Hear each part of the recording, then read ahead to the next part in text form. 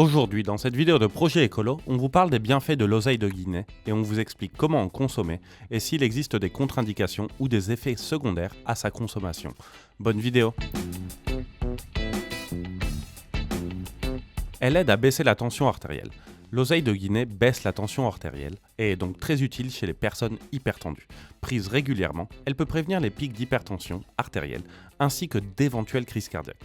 Elle permet une meilleure digestion. Elle a une légère action laxative, ce qui aide les personnes souffrant de constipation.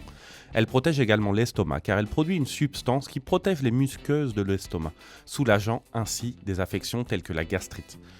Elle aide à se rassasier. Certains pensent à l'oseille de Guinée pour maigrir, car grâce à ses propriétés diurétiques et rassasiantes, elle peut être très utile dans certains régimes. Il est important de préciser qu'elle ne doit pas être utilisée dans le but de perdre du poids, mais dans le cadre d'un mode de vie plus sain. Elle traite les infections urinaires. C'est un excellent antiseptique, et lorsqu'elle est consommée sous forme de boisson, elle aide à nettoyer les voies urinaires lorsqu'elles contiennent des agents pathogènes. Elle combat la rétention d'eau.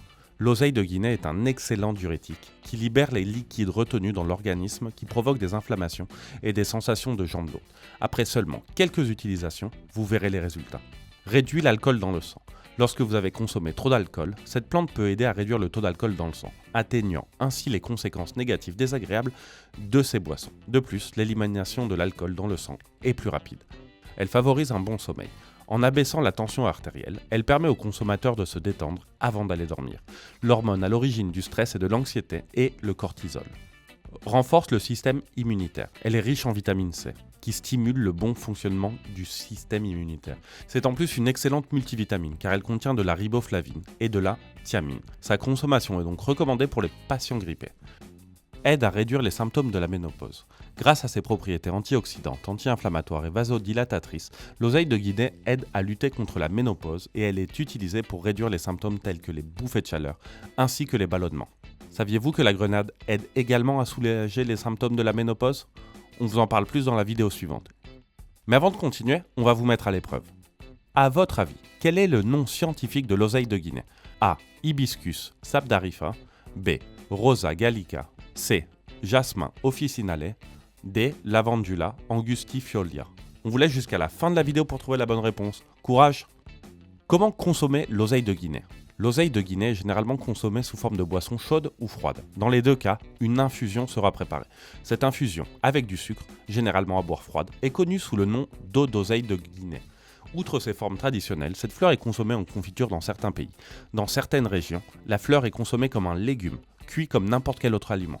Sous cette forme, elle peut être utilisée comme substitut de viande pour les tacos ou dans les ragoûts. Contre-indications et effets secondaires. Les femmes enceintes et allaitantes doivent s'abstenir de consommer ce produit sous quelque forme que ce soit. Il en va de même pour les femmes qui souhaitent tomber enceintes. Sa consommation est également déconseillée aux personnes diabétiques, car cette plante réduit les effets des médicaments contre le diabète. D'autres médicaments qui réagissent mal avec l'oseille de Guinée sont la chloroquine, le diclofénac, le losartan, acétaminophène et simvastatine. Ces effets secondaires sont généralement peu nombreux, surtout si elle est consommée en dose contrôlée, par exemple 3 tasses par jour pendant 6 semaines. Un surdosage peut entraîner des effets secondaires tels que la constipation, des maux d'estomac et des gaz. La prudence est de mise pour les personnes souffrant d'hypotension, car cette plante est un puissant agent hypotenseur qui peut provoquer des vertiges, des nausées et éventuellement des évanouissements. En provoquant une baisse de la tension artérielle, elle peut également entraîner de la fatigue ou des bourdonnements d'oreilles. Et pour en revenir à la petite question qu'on vous a posée, vous avez trouvé la bonne réponse ?